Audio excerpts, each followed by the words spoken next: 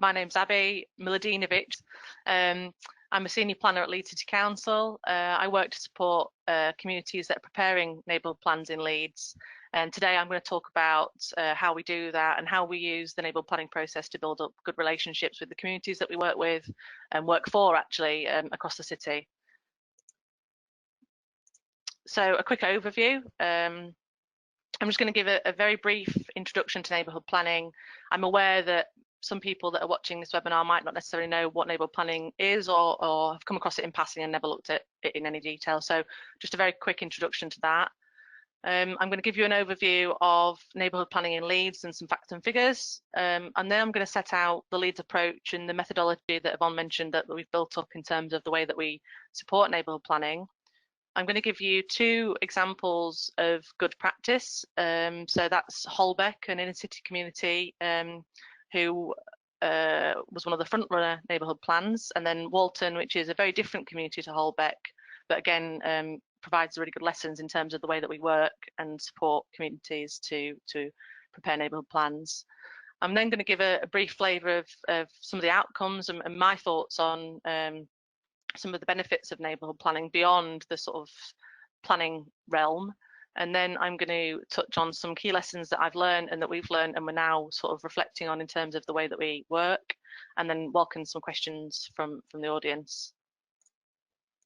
So neighbourhood plans are statutory land use planning documents. They were introduced in 2011 by the coalition government, and they at the time were radically overhauling the function and the way that the planning system operates. So neighbourhood planning was introduced as a new part of a series of new community rights that were available to local communities that wanted to get involved in shaping and developing their local areas. Neighbourhood plans are led by parish councils or town councils, or if there isn't one covering the area, they can set up a neighbourhood forum, which is a group of people who live, work and carry out business in the area, and they will lead on the preparation of the neighbourhood plan. And the neighbourhood planning provides the opportunity to shape the long-term development of the area by preparing planning policies that are used by the council and by planning inspectors to determine planning applications in the neighbourhood area. And beyond those planning policies, they can set out local projects and aspirations, which is to me a really key feature of neighbourhood plans. They're based on detailed community consultation and engagement that's led by the group and supported by the council. And they can identify sites for development, they can identify green spaces to designate and protect from development, and they can identify sort of design features and historic character features that are important and should be preserved or enhanced in some way. So the national picture, just over 1,000 plans have been approved at referendum across England. This is an England only right, and there's another 2,000 that are in preparation. Neighbourhood planning started off a little bit as an experiment. No one had seen anything like it before. It not been attempted before, and to be honest, nobody knew if it could work. But as it happens, it's been really, really popular and successful, and is fully embedded within the statutory planning system. Government's continuing to strengthen it year on year in terms of the national policy and the legislation that supports neighbourhood planning. There's also an ongoing review of neighbourhood planning because it's coming up for nearly 10 years since it was introduced, and government have commissioned the University of Reading to lead a research project into the successes, the failures, and to try and inform any sort of future direction for neighbourhood planning in general. Neighbourhood planning in Leeds then. So we've got 37 designated neighbourhood planning areas, 4 new areas that we're working with and supporting in terms of exploring the options for neighbourhood planning. Of those 37 that we've got, 14 of those are in those non-parished areas, i.e. they're not covered by a parish or a town council, and a forum has been set up in those areas to lead the preparation of the plan. We've got 17 made plans, so they've been adopted, they're finished. That's the same amount as all of the numbers combined. We've got an ongoing competition with neighbourhood planning in London to see who can have the most neighbourhood plans made. And over half of our district is covered by a neighbourhood area designation, which is really important in terms of the level of involvement that we've got across the city in preparing neighbourhood plans. It's a really positive story to tell. So this is just a map of the neighbourhood plan coverage. As you can see, the spread of activity is quite broad, and we've got representation from across the city, but we've got some way to go in encouraging more inner city areas to get involved in neighbourhood planning, and that's something that we're actively working on and have been working on for about a year now, in terms of exploring the options with those inner city and urban communities to see whether or not they're interested and would like to participate in neighbourhood planning in Leeds. And in terms of the outcomes on a very sort of basic level, we've got 17 made plans that have generated 286 new planning policies in Leeds. So that's beyond all of the policies that we've got in our core strategy, which is the council-led statutory planning document. We've got 230 local green spaces that have been identified and designated for protection. They wouldn't have been designated had there not been a neighbourhood plan to do that. We've got 175 new heritage assets that have been identified for special consideration in the planning process. And although most of our neighbourhood plans don't allocate new development sites, most of them seek to shape development sites that have either been allocated by the council for development or have come through as windfall development, and seek to shape those developments as they come forward. So something that's a little bit different about neighbourhood planning is the fact that at the end of the process, it's voted on in a local referendum. So the decision on whether or not to make or adopt that plan lays with the local community. So the referendum is organised in the same way a local election is, and everybody who lives in the area is entitled to vote on the plan and whether they think it should be adopted by the council. So of those 17 referendums that we've had over 16,500 people voting. Turnout's obviously been a really broad range, 13.9 to 67.7%. They've all resulted in a yes vote, but the proportion of that yes vote varies from place to place. And we've had one active no campaign against one of the plans that we've had in Leeds. And to me, what these voting statistics suggest is that there's a challenge in terms of the way that neighbourhood planning is used to engage with the wider community, and actually that engagement process that's used to prepare the plan needs to continue throughout the whole of the time that the plan's being prepared, rather than at just the early stages, which is what you sometimes get. But I'm not sure this is something that we necessarily understand in full, and we're looking at how we better support groups to maintain that engagement process with the wider local residents and the local community. So our Leeds approach and how do we support neighbourhood planning in Leeds? Firstly, to me, it's really important, and to us actually, it's really important that we take a proactive and supportive approach to communities interested in neighbourhood planning, and we try and do that as much as we can. We're really lucky in Leeds because our council leader and our chief executive are both aware and supportive of neighbourhood planning. There's also cross-party political support across the council. Early on, we established a delegated decision-making regime, which allows us as officers to recommend and make decisions very quickly about neighbourhood planning, which helps to speed up the process and to avoid getting bogged down in bureaucracy and detail, which is really, really helpful. There are 3 full-time neighbourhood planning officers. I'm one of them. And between us, we coordinate groups, we coordinate the links between neighbourhood planning groups and other services in the council, and act as a sort of, not a mediator, but a touch point between neighbourhood planning groups and communities and services within the council, and help to make links.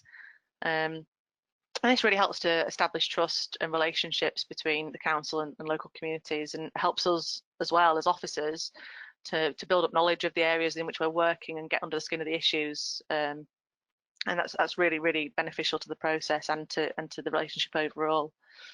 We don't have a one-size-fits-all approach to the support that we provide. It's tailored to suit the needs of each group, and we agree that between the council and the group on a case-by-case basis.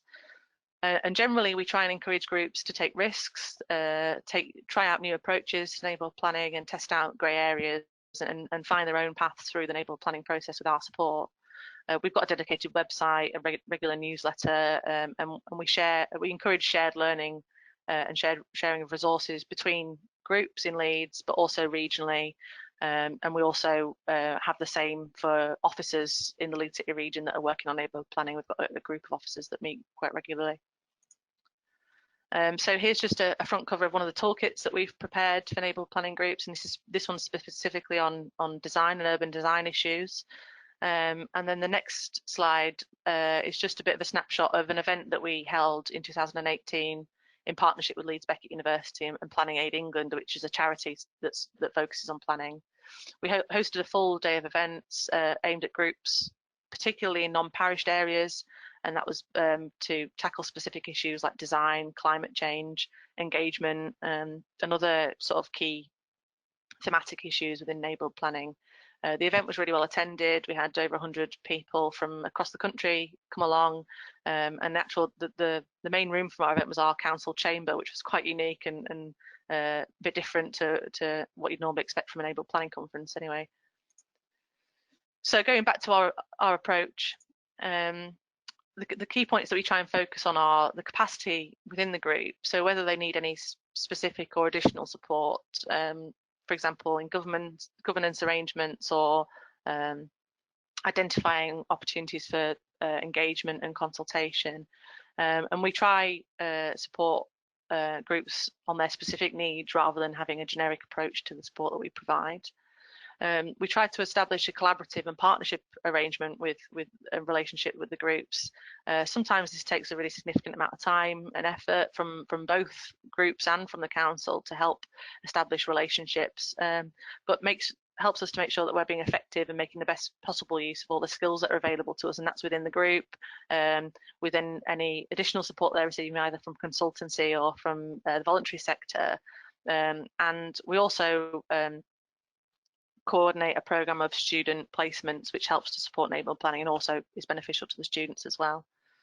A key aspect of the support that we provide tries to encourage groups to focus on the delivery. So what is it that they're trying to achieve through their neighbourhood plan, and is it going to deliver benefits to the wider community, and how can we support groups to achieve those benefits and make a real difference to the areas in which they live. So on to good practice, I'm going to touch on two examples, very contrasting examples. This is Holbeck and Walton. These are two plans that won the National Planning Award last year for neighbourhood planning, which is a really big achievement for us, and we're really proud of the groups and their win last year. So firstly on Holbeck. Holbeck's, as I said before, a number of pioneering front-runner neighbourhood plans. They started work soon after neighbourhood planning legislation was brought in 2011, 2012, and were a pilot area. So they received some dedicated CLG funding to get them started on neighbourhood planning. Holbeck is an inner city community and has been subject to quite a significant regeneration and redevelopment programme over the last 20 or so years. So it's been changing as an area quite dramatically, but not necessarily in an equitable way. So we're helping the group, or we have helped the group, the neighbourhood plan, to try and make the most of those regeneration opportunities and ensure that they're benefiting the wider area of Holbeck and in general. This is just the vision from the neighbourhood plan. So it sets out the framework for the plan, and a key point for me here is the fact that it focuses really on improving quality of life and health in Holbeck, and that's much broader than planning policy, but planning policy has a really key role to play in that. So the plan, the overall aim was to support development and change in the area, and this is a group that welcomes new development and actively wants Holbeck to change and improve. It was made in 2018. A key element of our support in Holbeck was to chair the steering group for the plan for the first 12 months whilst they found their feet, and really it's been hands-on support since then. Our involvement with the Neighbourhood Forum hasn't ended now that the plan's been made, and we're actively working with them to implement a priority plan which sets out the key projects that were identified through the neighbourhood planning process and sets out an implementation programme for delivery of projects and other key aspirations that were set out in the neighbourhood plan. And that's a cross-council effort. It's not just us in the planning service that are helping on that. It's a really coordinated effort from various services within the council. Here's a picture of the board after the plan was shortlisted for an award in 2018. So you can see who's involved in the Holbeck plan. And then here I just wanted to touch on first of all, the impact that the plans had nationally. There's an extract of an article here from Planning Resource magazine, which focused on how we achieve neighbourhood planning in Holbeck. It's generated interest nationally because it's an inner city community, and it's really led the way for inner city neighbourhood planning. It's seen as a sort of benchmark plan, and we're really proud that it's been in Leeds that's been achieved. And then on the right here, there's a couple of photos from a theatre company called Slung Low, who are a nationally recognised theatre company that are based in Holbeck. And initially they were involved in neighbourhood planning sort of from a distance, and now, as a result of the neighbourhood planning process and the projects that have been identified through the neighbourhood plan, and the local issues in particular that have been identified through the neighbourhood plan, they've become active members of the board. And the neighbourhood planning process in Holbeck has facilitated Slung Low building up relationships with local residents, and they've actually set down permanent roots in the area now, and are leading on the council's response to COVID-19 in Holbeck in terms of delivering food parcels and supporting the local community, which is something that just wouldn't have come about without the neighbourhood planning process in Holbeck, because those relationships wouldn't have existed without conversations about development and how the area was changing being coordinated at a local level. So part of the key part, one of the key parts for us in Leeds in neighbourhood planning is not just the planning outcomes in Leeds, but also the wider social benefits that's being provided by the statutory process of neighbourhood planning, and that's a real key benefit. And then finally on Holbeck, last year we led a study tour, which was part of the locality convention in last year, and we jointly led a study tour around the area. And then on the right, we've got a quote from the chair of the neighbourhood planning group, Dennis Kitchen, and that just really gives a flavour of what he thinks neighbourhood planning has done locally and the impact that it's had, and how the efforts that went into the plan are continuing post-plan, and that energy that was built up in the neighbourhood area in Holbeck has really galvanised the local community into making a difference in their area, and it's become sort of self-sustaining. And then as a bit of a contrast, we've got Walton, and Walton is a rural parish in the far outer northeast of Leeds. It's made up of 96 houses, and approximately 230 people live there. So it's a polar opposite to the Holbeck neighbourhood plan in terms of the characteristics of the area. But there are actually some really key similarities, and I'll touch on those in a second. So here's the vision for Walton, and like I said, although it's different to Holbeck, there's a real focus in this vision in terms of supporting development, and making the most of that development to improve and transform the area. And rural areas like Walton don't often get opportunities that are provided by development in terms of the wider community benefits that development can bring, and so it's a real unique plan in that respect that supports new housing in order to deliver on wider community benefits, and it's really unique in that sense. So the Walton plan was made again in October 2018, and the key point about Walton is that it allocates 3 small housing sites to meet locally identified need, and that's things like downsizing opportunities and affordable housing, which is a real strain in the area. And each of these housing sites delivers identifiable community benefits. So there's things like a new village green, new footpaths, mitigating the impact of sort of unsightly businesses in the main part of the village by supporting housing on a site which moves a business elsewhere. And it's really, the focus on the plan is about a whole package of measures that are delivered through the housing allocations to support wider community development, and it's just really unique in terms of being a rural parish that's taking this approach. The focus of our support in Walton was more technical than it was in Holbeck, so we prepared a design-led document to support the housing allocations, help them with site assessments, and help them to put the plan together in a way that secured the delivery of the housing sites in accordance with what the community aspiration was for those sites. So it was a very different package of support to the support that we provided in Holbeck, but just as important in terms of making sure that the plan is going to be successful in the long term. So here's just a picture of standing from one of the housing sites that they've allocated, looking back onto the village church. And here's a picture of the group celebrating their plan being finished and successful at referendum.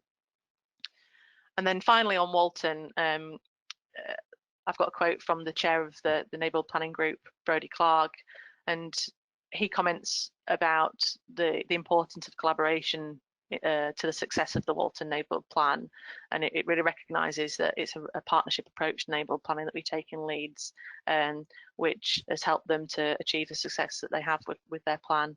And below is just a picture of one of an indicative sketch for one of the housing sites, and then the opening of a new footpath, which was part of the neighbourhood plan, and was delivered shortly after the neighbourhood plan was finished. So some key outcomes, this is just my personal reflection on what the benefits of neighbourhood planning are, and for me, neighbourhood planning goes far beyond local planning policy and planning applications, and I think that's echoed across the authority really in terms of the benefits that neighbourhood planning brings to our communities. Mainly it's about building up trust and building up relationships between local communities and the council.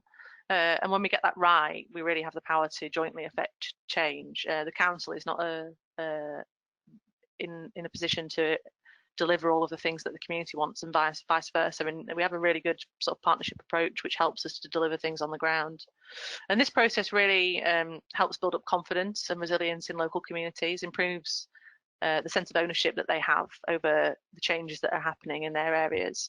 And in turn, it leads to more self-sustaining community development, which is an approach that we take as an authority. People doing things for themselves, using the assets and the people that they've got in their areas to deliver change. And the council then becomes their support rather than a leader or a manager. And that's a really key approach that we take in Leeds. It's very different in terms of the approach that we take. And in the long term, overall, this sort of leads to partnership approaches to decision making and facilitates better relationships in the long term. So some key lessons that I've learned during my 4 years of doing this. Really important to clarify the roles and responsibilities between the group, the planning authority, that's us, and any consultant or voluntary support, and that helps to avoid cross wires and to make efficient use of the resources that are available. And as I've touched on, there's a really big value in investing time at the early stages of the neighbourhood planning process to build up relationships. And that helps just throughout the neighbourhood planning process, but also beyond the neighbourhood planning process as well, where those relationships continue beyond the plan being made. And sort of the most important factor for me in neighbourhood planning is local leadership. And without local leadership, you're not going to have successful neighbourhood planning and not going to be able to achieve the things that you want to achieve in the long term. It's critical that there's a local leader within the community that takes responsibility for the plan because they're trusted and they're able to lead the process and direct the process from within the community rather than it being something that's council led. There's also a need for re-engagement with the wider community throughout the plan preparation process, and that sort of is reflected by those voter statistics that we looked at earlier on. And it's important to make sure that communities beyond the neighbourhood planning group feel valued and feel like they've got an input into the plan process, and they feel like they can take part. And critically, it's important to recognise that everybody, no matter their skills or abilities or interests, can take part in neighbourhood planning in some way. There's definitely a role for everybody, despite regardless of whether or not they're interested in planning policy or town planning. And the critical bit there is making sure that those local leaders that you've got in the area are able to recognise the skills and abilities within the area that they're in and to make the most of them. And then in terms of wider delivery, there's a need to bring other council services along with us on the neighbourhood planning journey, making sure that other council services are aware of neighbourhood planning activity, opportunities to get involved in neighbourhood planning, and contribute to neighbourhood planning, to make sure that when we're making decisions or changing areas, that we're doing it in partnership with the aspirations of the local community, and that's normally set out and articulated through a neighbourhood plan. And that's again important to, or it's also important to link up with council priorities from a corporate level. So in Leeds, we've got the Best Council Plan and the Inclusive Growth Strategy, and they really articulate the council's vision for Leeds. And neighbourhood planning's got a really important role to play in delivering and helping to deliver the vision for Leeds. And it helps us to coordinate more joined up thinking if there's links that have been made between neighbourhood planning and key aspects of the council's long-term vision. And as I've touched on before, neighbourhood planning doesn't really stop when the plan's been agreed and made. That's only sort of the first big step in the process. The majority of the work comes after the plan's been finished, and we look at how we deliver the plan and make sure that we're taking decisions that are in accordance with the plan. And that's really where the hard work for the council starts, in terms of making sure that we're helping to deliver community aspirations. And then just a key point for how we sustain local interest in the plan. It's delivery of small scale projects alongside the preparation of the plan, and from a council perspective, helping to identify opportunities if there's something that we can be doing as a council that helps to meet community aspirations alongside the delivery of the preparation of the plan. It helps to generate interest in the local community and sustain that interest, and helps communities to recognise that neighbourhood planning can actually really have a direct effect on the areas in which people live. So that's a really key point in terms of generating support for neighbourhood planning, which is obviously important at the end of the process with the local referendum. So that's about it from me. I've given you a really quick flavour there in terms of what we do in Leeds and how we work with communities to support neighbourhood planning, and I'm happy to take any questions. Thank you very much, Abby. That was a lot of information. That's brilliant. Yeah, sorry about that. It's exactly what people need. I know that you've got another 2 slides just beyond that, just so that people know that those who haven't been able to get their sticky fingers on the presentation, if they contact me, I can send this out to them. But there are, I think, 2 slides after this which actually give you some links to some further information, both on neighbourhood planning. I think that's in Leeds, is that correct, Abby? And also the Ministry of Housing, Communities and Local Government. Yeah, that's right. And there's some links to localities neighbourhood planning website and the RTPI's website as well, where you can find out information. But on the last slide, I've also put a link to the council's website, our dedicated neighbourhood planning webpage, and there's loads of information on there about what we're doing. Great, lovely. So we will send that out to you, and I should say that I've got loads of questions coming in for you, so that's brilliant. I've also encouraging more. We're always encouraging more. We can go through to up to 11 o'clock really for our 1 hour recorded webinar today. Just a very first question, and you won't be surprised at this, I suppose, on the basis that we've got a very housing audience today, and quite a few questions coming in around relationship with registered providers within the neighbourhood planning areas when you're developing the plans, any potential for housing associations, or I guess that would also apply to the ALMOs that we've got here today, any opportunities for them to lead, or any good examples of those relationships, I suppose, and how you've engaged with registered providers in this. Yeah, so at Leeds, we've got somebody, an officer who coordinates with the registered providers, and we link up with registered providers from an officer perspective through that dedicated officer. But we've also got quite a few instances of housing associations being or registered providers being represented on enabled planning boards. So Unity Housing Association is represented on the Holbeck Enabled Plan board, and was there to provide their perspective throughout the enabled planning process. So in Holbeck there's a need for affordable housing, and actually having somebody from a housing association on the board of the plan was really beneficial in terms of understanding within the group and on how things like that work, and actually I would encourage as much of that as possible. So you would be able to find out via the local planning authority's website about neighbourhood planning activity in an area, so you could then get involved with a group. So that's something I would recommend. There's also been a new package of funding made available from MHCLG on via locality, who administer grants and support enabled planning groups at a national level,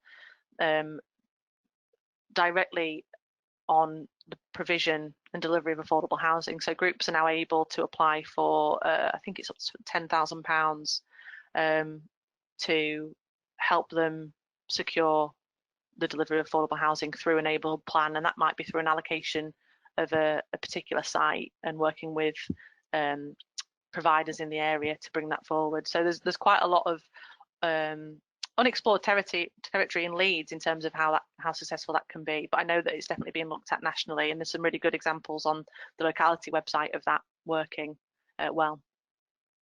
That's really good, and that's a challenge back to us, I guess, to find out what's going on in the different localities.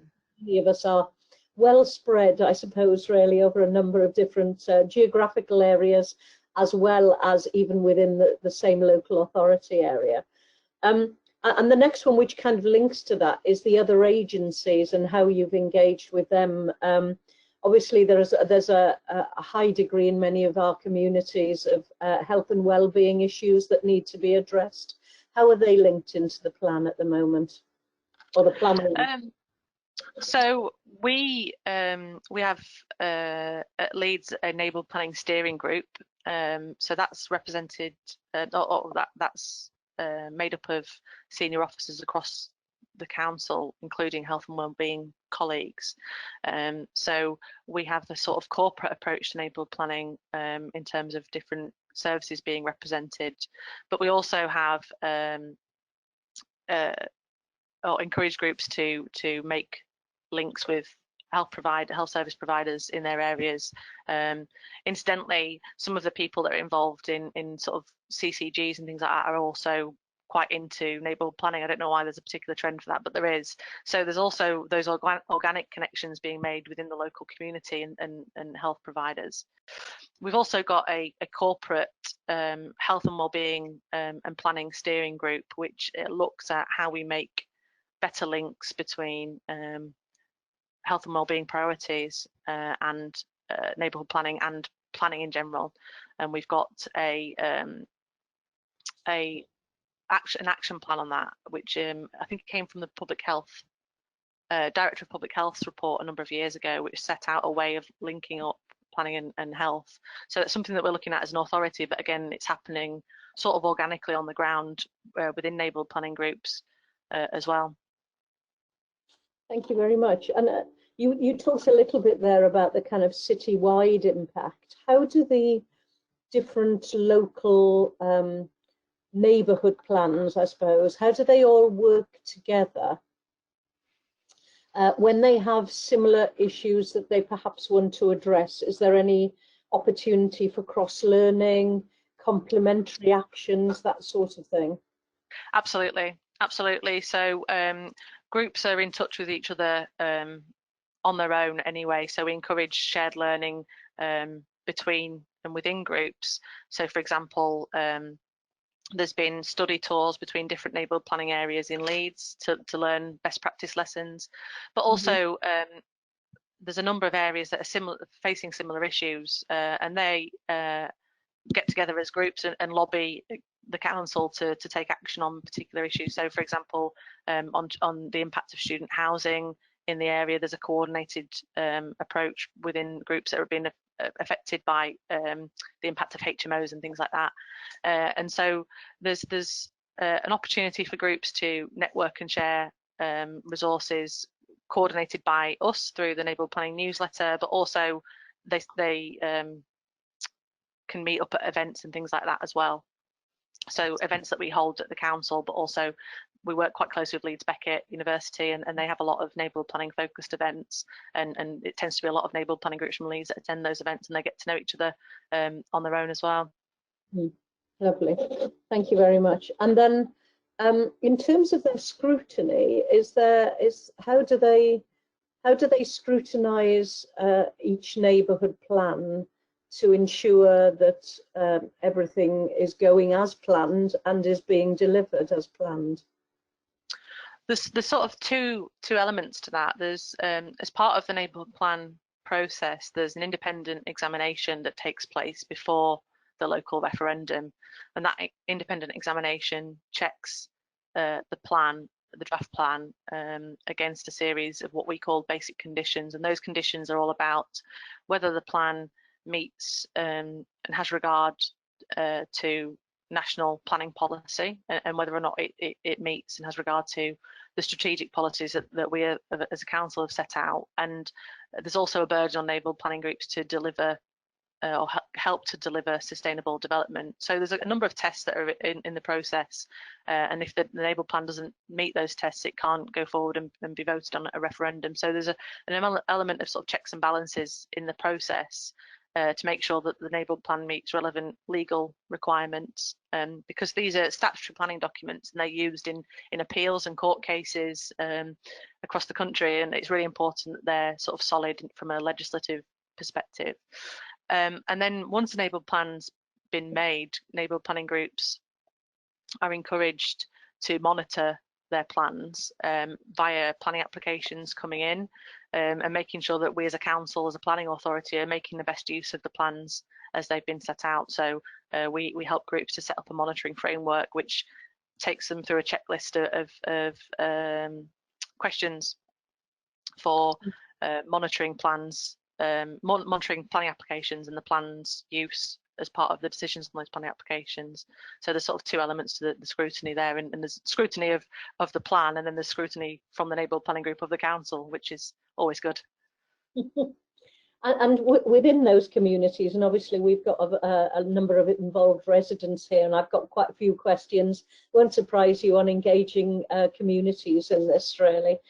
Probably we'll take them from the top down as such, really. In terms of the active membership and the key influencers, I suppose, of that, the shaping of the original plan prior to the referendum, how does that work? And I'm sure it won't be the same in all cases, but how do you ensure you have a cross-representation of public view on that original working group that isn't kind of the great and the good, but actually possibly includes the good and those who are working really hard in the community at possibly probably a less influential level in their own sort of work life, and therefore possibly aren't heard as loudly as others? I think there's a responsibility for the council there in terms of making sure that we're supporting groups to be representative and to make the extra effort. And there's also the really big responsibility for those groups. I think the referendum process introduces a sort of a leveler, because if you don't get engagement right and your plan's not representative, then it's a risk that it's not going to be voted through at referendum. And I think that's something that groups should really pay attention to at an early stage, because we're playing a long-term game here. And I think in terms of engagement and making sure that steering groups and boards are representative, well, when a neighbourhood planning group comes forward to the council and approaches us to say that, you know, we're interested in doing a neighbourhood plan, we definitely encourage them to make sure that they've got a representative group of people in their neighbourhood forum. But there's also a duty on the council to make sure that that neighbourhood forum, when we designate it, which is a formal process, we make sure that that forum is representative of the views of the local community in terms of business representation, a spread of people that live across the neighbourhood area rather than concentrated in a small pocket. And then once you start the neighbourhood planning process, in order to prepare a plan that's going to be successful at referendum, it needs to represent the views of the local community, and that's, you know, a very broad spectrum. In some instances, there's some rural parishes that some people really would like to see some new development. Some people can't think of anything worse, and equally in more urban and inner city communities, that we need to make sure that we're encouraging that all issues to be taken into consideration and nothing to be decided before engagement has taken place. And that's a rolling programme throughout the neighbourhood plan preparation process. So it starts with sort of informal engagement. You'll typically get surveys and drop-in events, and we support groups in doing their engagement work. Although now it's changed because we're doing things largely online at the moment. But then there's also a series of statutory consultations that there's certain requirements that must be met. And they'll be tested at the examination process at the end of the neighbourhood planning process. So again, there's checks and balances in place to make sure that views are represented, and we certainly, as an authority, try and make sure that where we can, we act as an agent in terms of making connections between people who've come forward and are interested in neighbourhood planning and people who might be interested in neighbourhood planning but haven't necessarily heard of neighbourhood planning yet. So we work very closely with we work very closely with community, our communities and localities team, who have got a real good understanding of the areas in which they're working, and they can often identify those people that necessarily aren't necessarily the key actors, but are actually doing some really good work already in the area, and we can help to make those links jointly as an authority. And obviously that you have a number of different neighbourhoods within Leeds. How do you encourage those people to get engaged, or how do you work with your localities teams to make sure that they bring those people forward? Because we're always interested in how we bring people in to get engaged with housing work, but obviously it's a similar principle with planning. Yeah. How do you encourage those people, and are there different hooks for people in the different communities that sometimes would work? Absolutely, and we try and encourage neighbourhood planning groups to make the most of those hooks, and often be a little bit controversial, dare I say it. So there might be a particular sticking point in a local area that's upset quite a few people, and that provides an opportunity for you to say, well, if you're unhappy about something that's happened, and I'm not going to, you know, something might have happened in the local area, and we'll do something about it then. And that's an opportunity to galvanise people to get engaged in the planning process.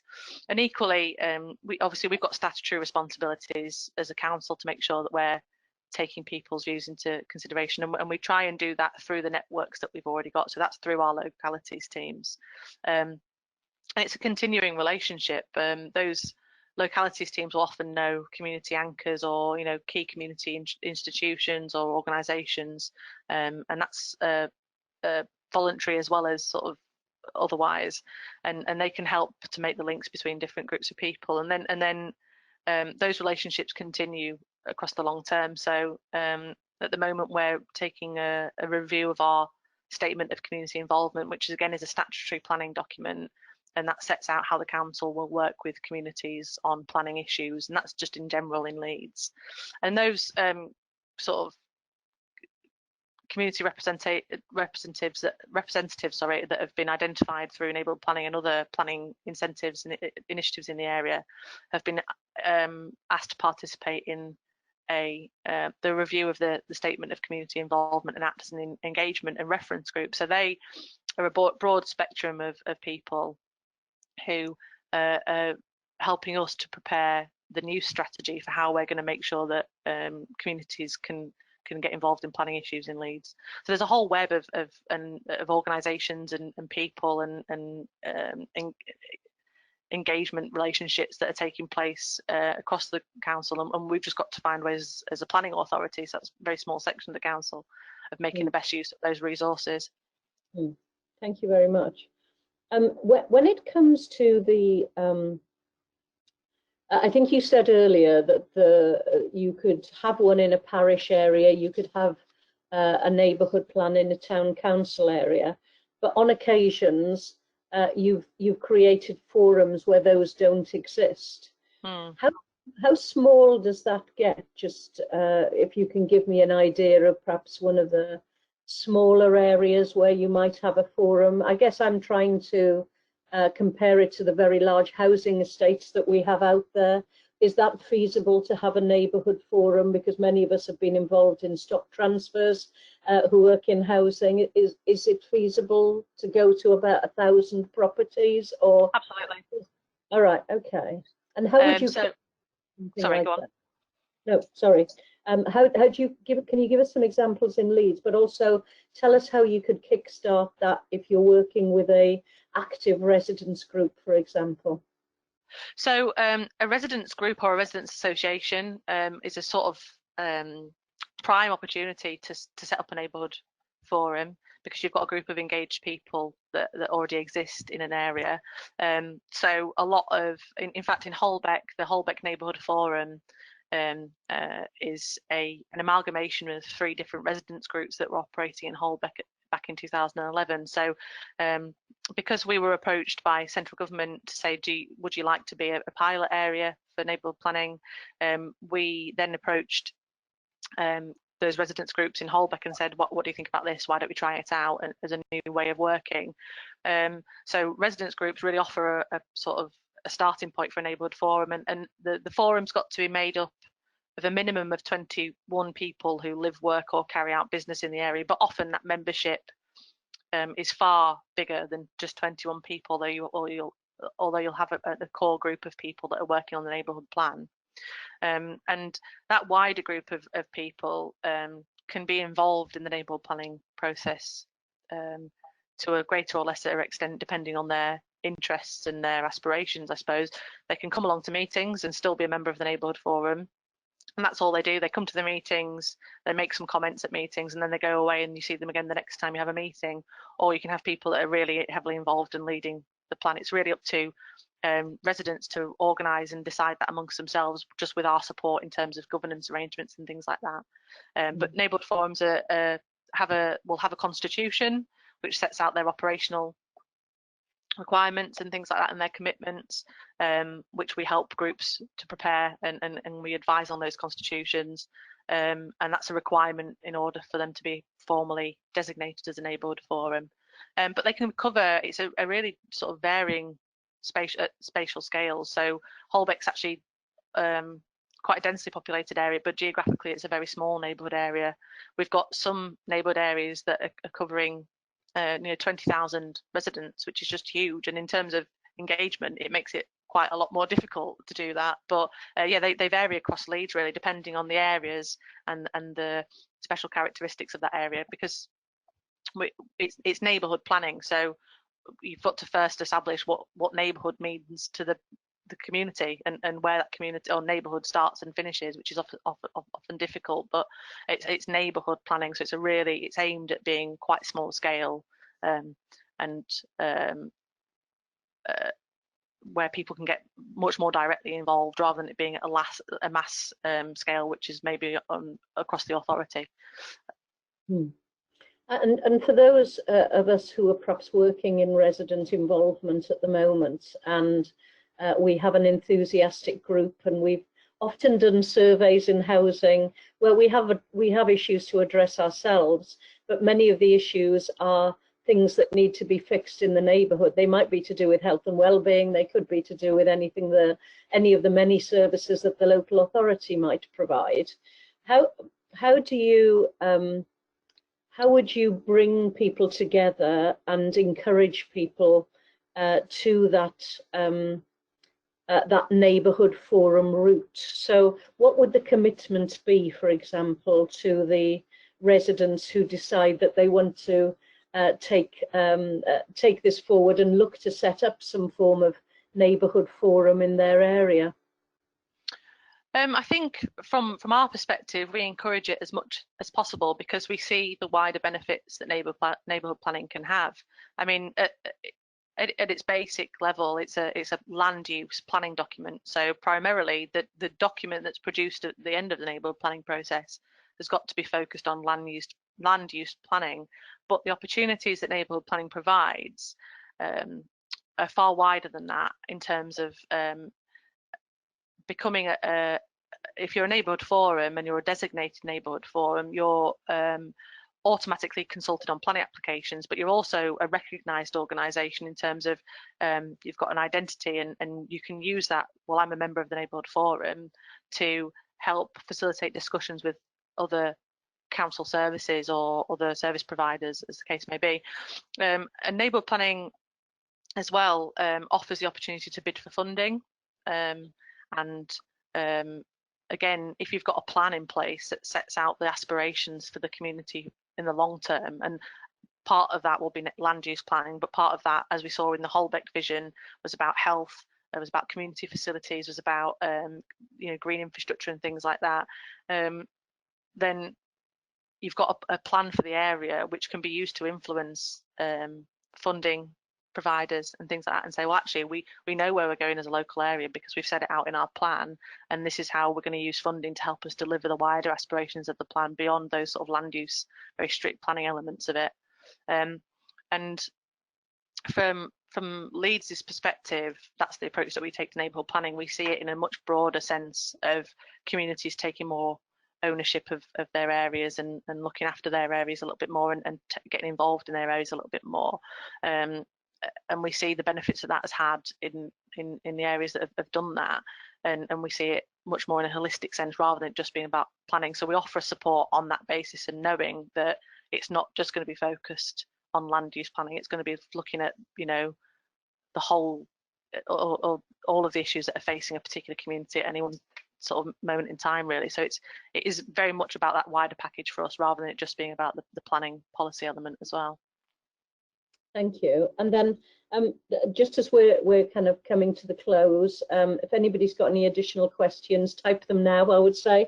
But you can also contact Abby directly with the details on the last slide. In terms of the future and ensuring that the neighbourhood plan and the neighbourhood forum that you've got focus on the future rather than the current issues, which are annoying in the neighbourhood, how do you keep that balance? It's really difficult. It's a really difficult thing to get right, in terms of when you talk to local residents, they're obviously going to tell you about the things that are annoying them that day or that week or that month, and what you're trying to encourage is that what's the area going to look like in the next 15 to 20 years, and that's what we're focusing on here. How do you want your area to look in 20 years, and how can we do the things now to make sure that we achieve that vision together? And part of that is looking at how it's changed over the last 20 years. So things will have happened in a local area that people wouldn't have anticipated, and that's whether it's because of a national issue or a local issue, or certain decisions that have been made. But things the unexpected can happen, and it's about trying to anticipate that and learn lessons from that in the best way possible. So it's a very, very difficult balancing act. And in terms of sort of the planning element of it, the planning regime is often reviewed and adapted and tweaked by government, and it's very difficult to anticipate what neighbourhood planning is going to be like in 15 years' time. So again, it's another challenge for us to anticipate everything and expect the unexpected, I suppose, in terms of what we encourage groups to engage in terms of particular issues that they're looking at. So it's very, very hard to get right. Lovely, thank you very much. Your toolkit on neighbourhood plans and design, is that one of the links if you were to go onto the website on the last slide? I wonder if you could just move us on to those two slides, Abby, because yeah, sure. I know you have control of that screen at the moment. Just tell us a little bit about what's there so that we understand where we could get further information. So the first point is just that you'll be able to find out information on, if you go onto any local planning authority website, you'll be able to search neighbourhood planning, and it should bring something up if they've got activity in the area. Locality is a national organisation that's responsible for funding neighbourhood planning. So neighbourhood plans, I think I've neglected to mention that actually, which is a bit of an oversight, but apologies. Neighbourhood planning groups are eligible for a basic rate of £9,000 funding from locality to support the preparation of the neighbourhood plan. And then on top of that, they're eligible for certain amounts of extra funding if they're looking at particular issues. So for example, if they're looking at affordable housing delivery, they can access another £10,000 worth of funding, I think it is. If they're looking at allocating sites for development, that's another batch of funding that they can access on top of that £9,000. So information at a national level is available on the locality neighbourhood planning website, and that's got guidance notes and toolkits available as well. And then the MHCLG, Ministry of Housing, Communities and Local Government, that is planning practice guidance. So that really is setting out the neighbourhood planning process in detail and what neighbourhood plans can and can't do from a very much a planning perspective rather than the broader issues that we've been talking about today. And then the last link there is Planning Aid, which is a charity that seek to support communities that are looking at planning issues. So there's branches across all the UK regions. So you can get in contact with your local regional representatives at Planning Aid and ask for support and advice on planning issues. And that's in Leeds. We coordinate our approach to neighbourhood planning support very much in partnership with Planning Aid, and they are involved in a lot of neighbourhood planning activity in Leeds. So I think that's the same elsewhere in the UK as well, in England, sorry, as well. So very, very good organisation to get in touch with. And then on the final slide, I've just got my contact details and our neighbourhood planning website. So if you go to the link, the leeds.gov.uk/NP, that's our neighbourhood planning web pages, and the guidance note about design is on there, as well as links to other sources of information, and you can also get in touch with us directly via the website as well. So feel free to contact us with any questions or follow-up questions. Thank you very much indeed. I'm multitasking here because I've got some questions that have come in by text and by email. So and I promise this is going to be the last one. So we have a question about where the planning process actually sits within the balance of the council deciding what might be the right services to deliver, and I suppose what's good for communities really, and the communities actually deciding what they want to do. How does it all work with the local authority maybe changing the way in which they work with that community, or referring to that community when they need information to build their plans for other services, not just the planning team? I would think it varies from local authority to local authority. I mean, we've certainly, from our perspective, made extra effort to raise the profile of neighbourhood planning within the local authority, to make sure that there's no excuses if officers are making decisions and should be taking into account neighbourhood planning groups' views and aspirations. Planning's a statutory service anyway, and if a neighbourhood planning group was to come forward, there's very little that discretion that the local authority's got in terms of promoting neighbourhood planning, because it's a right, and there's a statutory responsibility on the local planning authority to provide support to neighbourhood planning groups. That level of support varies greatly between different local authorities. In Leeds, obviously, as you've seen, we try and provide quite a lot of support, but I know that other local authorities aren't necessarily able to in terms of resourcing and things like that. So it varies from local authority to local authority. But I would say, in terms of raising the profile, it's very much a double-pronged approach. So as officers, as neighbourhood planning officers, we try and raise the profile, but then we also encourage groups to raise their own profiles as well and become a credible reference point for the council when making decisions about service provision. Because if you've got a neighbourhood planning group that's got really good governance arrangements, it's really representative, it's built up a really good relationship with the local community, the wider local community, then it's a really good, valuable resource for the local authority to be able to bounce ideas off and to consult on matters. And that's a two-way relationship. So there's a responsibility for the neighbourhood planning group to make sure that they've got their house in order, in order to be able to then feed into those conversations that are taking place at the local authority level.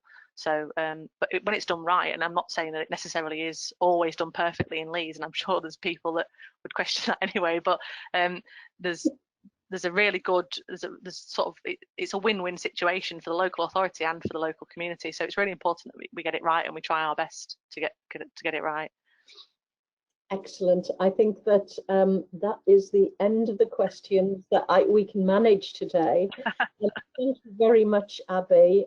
You've given us food for thought, really, and I think following this, a lot of organisations might be wondering how they get very quickly to find their own neighbourhood planning site and see who the contacts might be, and explore perhaps what's going on and what isn't going on, and the possibilities within their own area. It's great that it's some form of statutory right, because it enables local communities to come together and resolve their own problems, and obviously in our case with a lot of housing association support, no doubt, and the many resident involvement officers who've been listening in today.